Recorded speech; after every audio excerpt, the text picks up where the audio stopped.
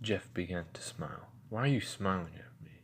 You queer for me or something?" Randy asked, a slight nervous tinge in his voice. "Am I smiling, Randy? I guess it's because I'm just having so much fun," Jeff announced, and suddenly lunged towards the unprepared kid holding the flare gun. Jeff struck Randy once in the nose. Randy's arms dropped, yet he kept hold of the flare gun. Jeff, without even needing to look, he realized that Troy and Keith had actually taken a step back instead of advancing as they should have. Jeff delivered another strong blow to Randy's jaw, causing the boy to drop to the floor. Jeff now turned his attention to Troy and Keith, the two kids that had yet to actually make such as a move in his direction. Troy actually backed up a step and stumbled over the stack of magazines that Randy had moved earlier. Jeff took this opportunity and stepped forward, once again introducing Troy's round belly to his fist. Troy tried to stay on his feet, but Jeff's punches, combined with the stumble over the magazines, caused Troy to fall back, landing hard and striking his head on the concrete slab that was the garage's floor.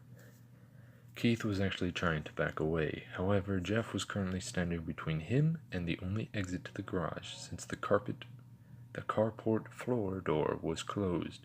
Jeff took 2 quick steps towards the skinny kid and felt the most intense joy seeing Keith stagger backwards, knocking his back into the wall. That perfect blend of pleasure, control, and rage had come together.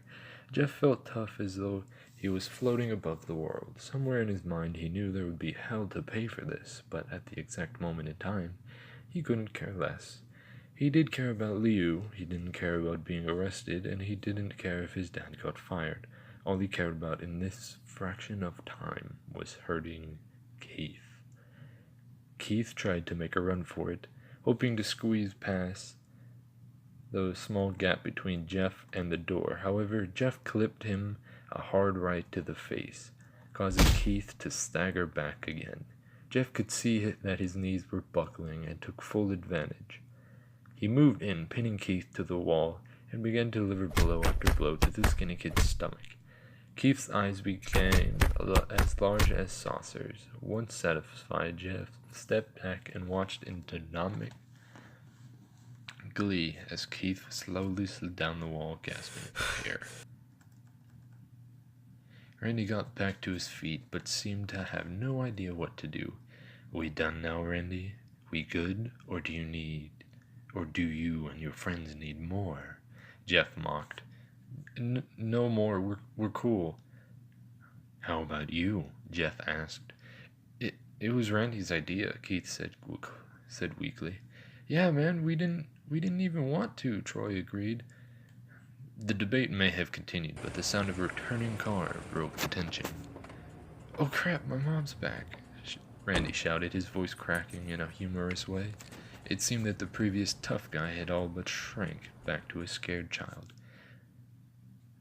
"So we'll just say that we were all hanging out," Keith replied. No, the flare gun. If she finds out that I messed with it, I'm screwed." "So put it back," Jeff suggested. The sensation of rage was fading again, and he felt control returning.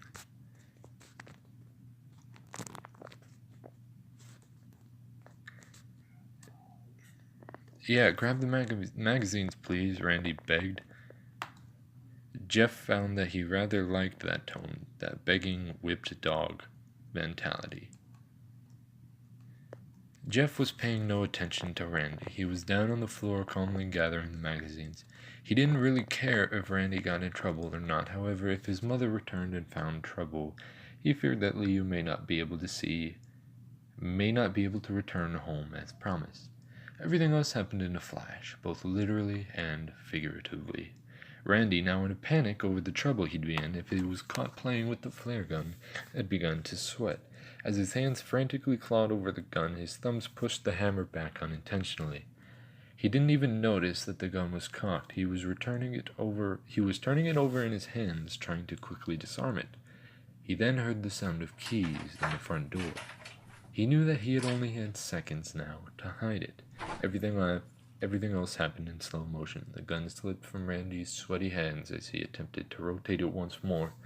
He saw it fall to the floor, seeming to float to the ground rather than fall. Jeff, busy stacking the magazines, had only enough time to register Randy's shock gasp. He turned to look in the boy's direction just in time to see the bright red flare gun hit the floor.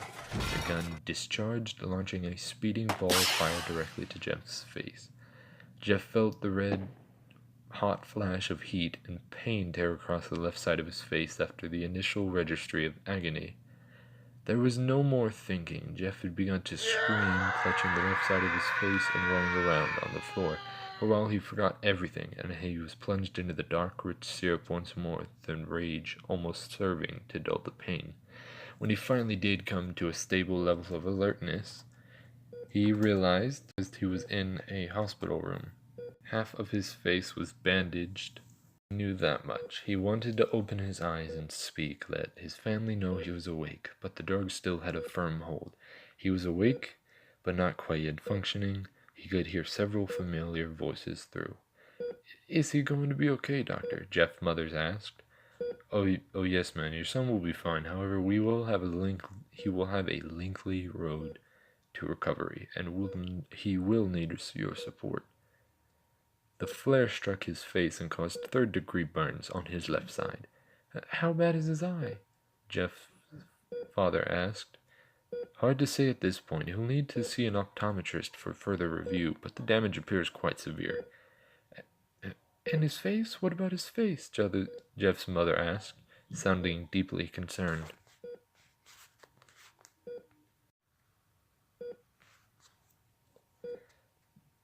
"Doctor," his mother began, "what if there's permanent damage? What do we do about that?"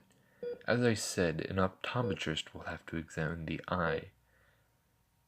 Sheila Woods interrupted the doctor, sounding more agitated than before. "You're not listening. Not his eye, his face. What do we do to correct his face?" she demanded. "Well, ma'am, we have treated his face, like I said. There shouldn't be a risk of infection so long as you—" She cut him off again. "Not the infection. His appearance. What can we do about that?" "Miss Woods, that's hardly a concern at this point. Once he is healed and back on his face, you can possibly explore plastic surgery to repair some of the damage. But honestly, right now, we can't waste concern on how he looks. What is important is that your son is healthy. He can expect to be back home in a few days, maybe sooner." That night, Shalia and Matt Woods awoke together, both being light sleepers. It took a little to bring them out of slumber. The sudden removal of their blanket, as it was snatched from their bed, did the trick just fine. They awoke to see a small light coming from the half-bath that was situated in their master bedroom. The door was cracked only slightly, and the light source was weak. They could make out a human shape standing over their bed, though. What is going on?" Shalia grumbled. As their vision came into focus, they realized their son was standing before them. Matt reached over and flipped on the lamp next to their bed. Jeff was standing there, his bandages off, his disfigured face beaming down at them, with a long kitchen knife clutched in his right hand. "What are you doing, son?" Matt asked, his mind still trying to shake out the cobwebs of sleep. "He's got a knife!" Shalia screamed, grabbing at her husband's arm. Matt kept his composure, though. "Shalia, it's probably the painkillers. He likely got up and got disoriented. Relax, for Christ's sake." Jeff tilted his head to one side, still not speaking. He stared at his father, slowly bringing the knife up, ensuring that he saw it well. "What are you doing, son?" asked. "Scaring you," Jeff replied, with no emotion in his voice. Matt, do something," Shalia pleaded. "Okay, son, I realized you've been through a lot, but you need to go back to bed. I'm going to call the doctor in the morning." Jeff moved quickly across to his father's side of the bed, his face alternating between a normal-looking young man and the deformed ghoul that had been lurking in the shadows. "Okay, son, you scared me. Is that what you wanted?" Matt asked, adjusting to the middle of the bed to put distance between himself and his son. "Good. Now I can start hurting you." Jeff spoke again with no emotion.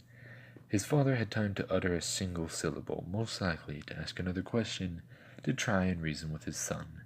Jeff, however, gave him no time to do more than that.